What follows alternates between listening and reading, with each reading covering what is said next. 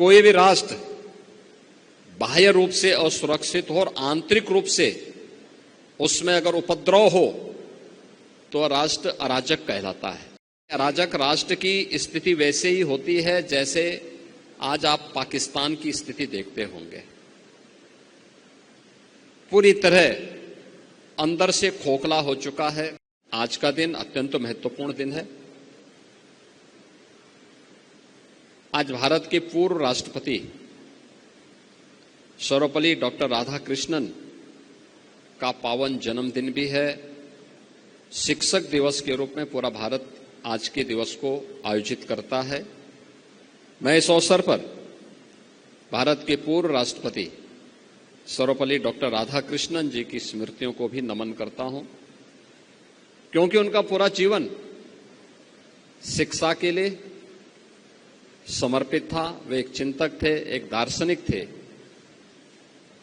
और उन्होंने शिक्षा जगत से जुड़ी हुई भारत की परंपरा और संस्कृति से जुड़ी हुई मुद्दों को अपने दार्शनिक अंदाज से देश और दुनिया के सामने प्रस्तुत किया था।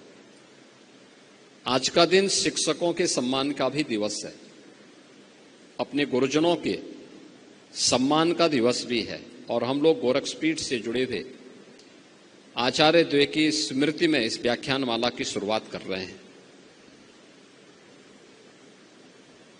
राष्ट्रीय सुरक्षा के बारे में जो विभिन्न आयामों की चर्चा यहां पर जनरल चौहान ने की है, वह न केवल वर्तमान की है बल्कि भावी भी है।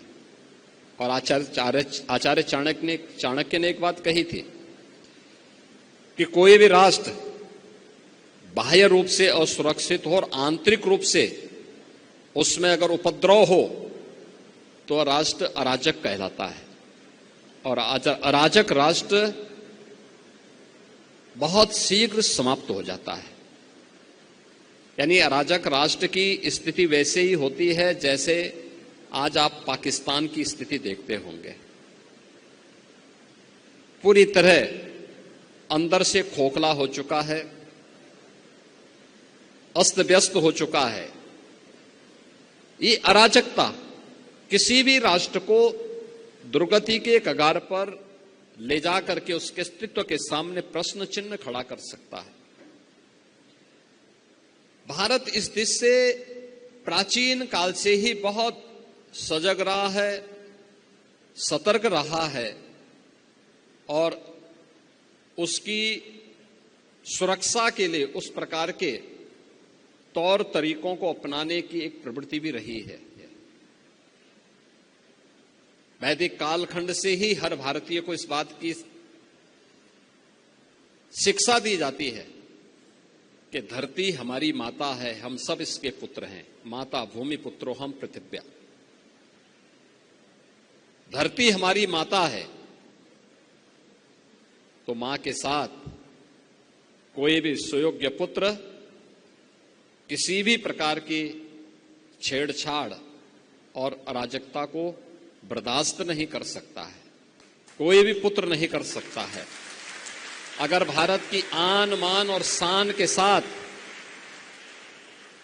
कोई दुस्साहस करेगा तो हर भारतवासी उठ करके खड़ा होगा। और यही तो प्रभु श्री राम ने हम सबको कहा था। उनका उपदेश इसी बात को लेकर के, जब उन्होंने जंगलों वन के दिनों में, जब वनवास उनको हुआ वन के अंदर, और उस समय की भारत की सबसे बड़ी चुनौती जो थी, वे जो राक्षस थे, रावण के राक्षस थे, उन राक्षसों के उत्पात के बारे में, उनके उपद्रव के बारे में जब उनके सामने इस बात को रखा था तो उन्होंने एक ही संकल्प लिया था। तब उन्होंने कहा था, भारत की विद्वत शक्ति के सामने उस समय उन्होंने एक ही संकल्प लिया था, निस्सरहीन करो मैं मुझ उठाए प्रण कीन। यानी एक ही प्रण किया था कि मैं इन राक्षसों को पूरी तरह समाप्त करके इस धरती को राक्षस विहीन करूंगा। ये राक्षस विहीन करने का मतलब उन उपद्रवी तत्वों को जो हमारी राष्ट्र की सुरक्षा में सेंध लगा रहे हैं, इनसे अपने राष्ट्र को मुक्ति दिलाऊंगा। यह संकल्प राम राज्य की आधारशिला बनी थी। याद रखना, राम राज्य एक आदर्श व्यवस्था है राज की, शासन की आदर्श व्यवस्था, जिसमें किसी भी प्रकार का कोई दुख, कोई रोग, कोई शोक, कोई संताप, जिसके लिए कोई स्थान नहीं। हर व्यक्ति सुरक्षित है, हर व्यक्ति खुशहाल है, हर व्यक्ति समृद्धि के एक नई आस के साथ आगे बढ़ रहा है, एक स्वस्थ प्रतिस्पर्धा के साथ आगे बढ़ रहा है। और यही तो भाव था जो प्रभु राम ने हम सबको राम राज्य के माध्यम से दिया।